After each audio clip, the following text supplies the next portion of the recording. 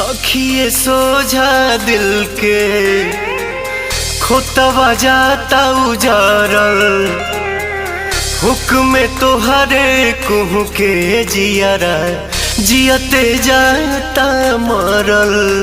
अब हम का करें जीही की मरी, तोहरा बिना भैनी बेजान